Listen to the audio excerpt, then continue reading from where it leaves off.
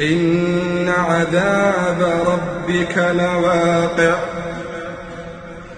ما له من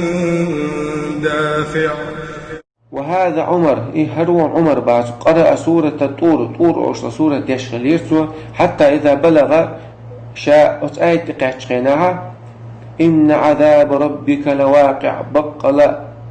حديل عذاب إذ خدرش دعون دوجر دلش دعون ده العذاب دي دلش دعون يا آية قاعدة بكى بلغن خلير با واشتد بكاؤه حتى مرض وعادوه تون يالخرس جو خلير تون شغلة يلخن خلير بي ناخا يولش يخا يخش تون شو استجي حاجة يخ إيش ناخا تون حاجة يخش تون شغلة يبا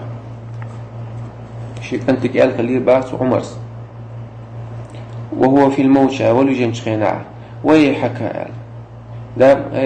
مداقز لو يقول ضع خدي على الأرض سيح لهت وعيل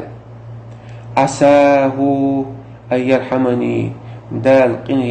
قنهتم بيرباتت يا شيخ يعني. ثم قال سود عيال خليرته ويل أمي يعني نا ليل سأل نا ليل شيال إن لم يغفر لي أستاذ شنجش تدح نا ليل شيال اشتاخلش بعد تغلير بعد قوز الغلير بعد سود عويل الأربعة عمر إشت عمر كان يمر بالآية ورده بالليلة فتخيفه شبيوسا شيء خلقسن شيء لامس ديش شيء مغليت سليلش شيء قرآن ديش خلا إشتا شيء عبادة شيء لامس ديش وش آية شيء تقعش آية تخيل قير ودي با فيبكي في البيت أياما يعاد والخريس شيء توح آية تخيل والشعاري ناخذ حاجة يخش تونكش خلي يحسبون مريدا ناخن تونكشو ميحتشتون حاجة آخر ناخ. وكان في وجهه رضي الله عنه خطان أسودان من البكاء اشتن يحتي أحد شيء خرشترتون بعاجل رجدال نقويل خن. وقال له ابن عباس الخليل باتون عمر ولوجين شخينات او خلش باتن خلق احتال يشتي دويتي عشان يسخر دويتي عشان بوشة جوغا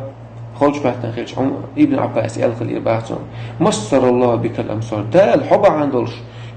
قيرانش حميعنا وفتح بك الفتوح دقيت امش دعتور مش مغلوين وفعل حب عندلش اشتغل إذا خلا وجغل بوش سنا ديل خنخيت متن ستيست سينو إبا عندلش خلال ديك عمل شيء تولق لقي ابن عباس فقالت سؤال خلير با وددت أني أنجو لا أجر ولا وزر وما أقل سون ديزل كدر خاون يلا سو كل حال ويل يعني قاش بين بدرشين يلا وتسعيل سخيل شيء ما يقدرشين شمال دين دلومن شينا تسع بيقم سخيل يعني تسع شين ديك يغو دوش نيس سخيل دلالك شهاده قال ايش تاخذون شو قال قاش بين بدرشين يلا شاينو ديك عمل شميوتش تغلط سو شحاتش نقينا شكل على ويل يعني ايش كل على ولا العمل شي خلش توش ما يرشين يلا سو